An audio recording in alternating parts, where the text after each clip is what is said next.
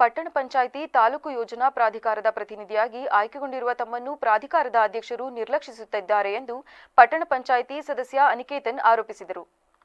ಅರಕಲಗೂಡಿನಲ್ಲಿ ಮಂಗಳವಾರ ಪತ್ರಿಕಾಗೋಷ್ಠಿಯಲ್ಲಿ ಮಾತನಾಡಿದ ಅವರು, ಪಟ್ಟಣ ಪಂಚಾಯಿತಿಯ 17 ಸದಸ್ಯರು ಶಾಸಕರು ಸಂಸದರ ಪ್ರತಿನಿಧಿಯಾಗಿ ತಾಲೂಕು ಯೋಜನಾ ಪ್ರಾಧಿಕಾರದ ಪ್ರತಿನಿಧಿಯಾಗಿ ನೇಮಕಗೊಂಡಿದ್ದೇನೆ. ಪ್ರಾಧಿಕಾರದ ಹಲವು ವಿಚಾರಗಳು ನನ್ನ ಗಮನಕ್ಕೆ ಬರುತ್ತಿಲ್ಲ. ಅಧ್ಯಕ್ಷರು ಮತ್ತು ವಿಧಾನಸಭಾ ಚುನಾವಣೆಯ ಪರಾಜಿತ ಅಭ್ಯರ್ಥಿ ಸೇರಿ ನಿರ್ಣಯಗಳನ್ನು ಕೈಗೊಳ್ಳುತ್ತಿದ್ದಾರೆ ಎಂದು ಆರೋಪಿಸಿದರು.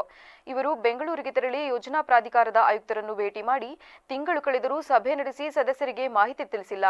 ಪಟ್ಟಣ ಪಂಚಾಯಿತಿ ಸಭೆಯಲ್ಲಿ ಅಧ್ಯಕ್ಷರು ಸದಸ್ಯರು ಪ್ರಾಧಿಕಾರದಲ್ಲಿನ ವಿಚಾರ ಕುರಿತು ಸಭೆಯಲ್ಲಿ ಪ್ರಶ್ನಿಸಿದರೆ ಪ್ರತಿನಿಧಿಯಾಗಿರುವ ನಾನು ಉತ್ತರಿಸಲು ಸಾಧ್ಯವಾಗುತ್ತಿಲ್ಲ.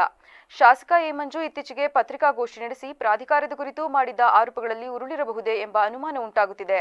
ಅಗತ್ಯ ಸೌಕರ್ಯಗಳನ್ನು ಕಲ್ಪಿಸದೆ ನಿರ್ಮಾಣ ಮಾಡಿರುವ ಬಡಾವಣೆಗಳ ನಿವೇಶನ ಮಾರಾಟಕ್ಕೆ ಅನುಮತಿ ನೀಡುತ್ತಿರುವ ಕಾರಣ ಮೂಲಭೂತ ಸೌಕರ್ಯ ಕಲ್ಪಿಸಲು ಪಟ್ಟಣ ಪಂಚಾಯಿತಿಗೆ ತಲೆನೋವಾಗಿ ಪರಿಣಮಿಸಿದೆ ಎಂದು ಆರೋಪಿಸಿದರು.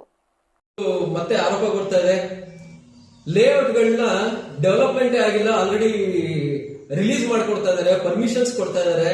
ಅದನ್ನ ಸೈಟ್ಗಳನ್ನ ಸೇಲ್ ಮಾಡ್ಲಿಕ್ಕೆ ಅಧ್ಯಕ್ಷರು ಯಾರೇ ಸದಸ್ಯರ ಗಮನಕ್ಕೆ ಬರ್ದಾನೆ ಅಲ್ಲಿ ಒಂದು ರಸ್ತೆ ಇರಲ್ಲ, ಮೂಲಭೂತ ಸೌಕರ್ಯ ಆಗಿರಲ್ಲ, ಡೆವಲಪ್ಮೆಂಟ್ಸ್ ಇರಲ್ಲ, ಬಟ್ ರಿಲೀಸ್ ಮಾಡ್ಕೊಡ್ತಾ ಇದಾರೆ ಅಂತ ನಮ್ಮ ಸಾರ್ವಜನಿಕ ವಲಯದಲ್ಲಿ ಮಾತಾಡ್ತಾ ಇದ್ದಾರೆ.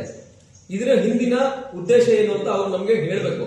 ಯಾಕೆಂದ್ರೆ ನಮ್ಮ ಅರಕಲಗೂಡಲ್ಲಿ ಆಲ್ರೆಡಿ ಈ ತರ ಡೆವಲಪ್ಮೆಂಟ್ ಆಗದೆ ಇರೋಂತ ಲೇಔಟ್ ಗಳಿಗೆ ಪರ್ಮಿಷನ್ ಕೊಟ್ಟು ಇವತ್ತು ನಾವು ಪಟ್ಟಣ ಪಂಚಾಯತಿಯಿಂದ ಅನುಭವಿಸ್ತಾ ಇದೀವಿ.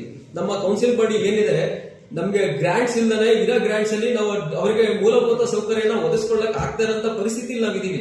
ಅದಕ್ಕೆ ಒಂದು ಉದಾಹರಣೆ ಅಂದ್ರೆ ಗದ್ದೆಹಳ್ಳದಲ್ಲಿ ಒಂದು ಲೇಔಟ್, ಇವತ್ತು ಮಳೆ ಬಂದ್ರೆ ಅಲ್ಲಿ ನೀರು ನಿಲ್ಲುತ್ತೆ. ಯಾಕೆ ಅಂದ್ರೆ ಡೆವಲಪ್ಮೆಂಟ್ ಆಗದೆ ರಿಲೀಸ್ ಮಾಡಿರೋದ್ರಿಂದ ಇವತ್ತು ಅವ್ರು ಬಂದು ನೇರವಾಗಿ ಪಟ್ಟಣ ಪಂಚಾಯತಿ ಕೇಳ್ತಾರೆ. ಸುದ್ದಿಗೋಷ್ಠಿಯಲ್ಲಿ ಪಟ್ಟಣ ಪಂಚಾಯಿತಿ ಅಧ್ಯಕ್ಷ ಪ್ರದೀಪ್ ಕುಮಾರ್, ಪಟ್ಟಣ ಪಂಚಾಯಿತಿ ಸದಸ್ಯ ಅಬ್ದುಲ್ ಬಾಸಿತ್ ಸೇರಿದಂತೆ ಇತರರು ಉಪಸ್ಥಿತರಿದ್ದರು.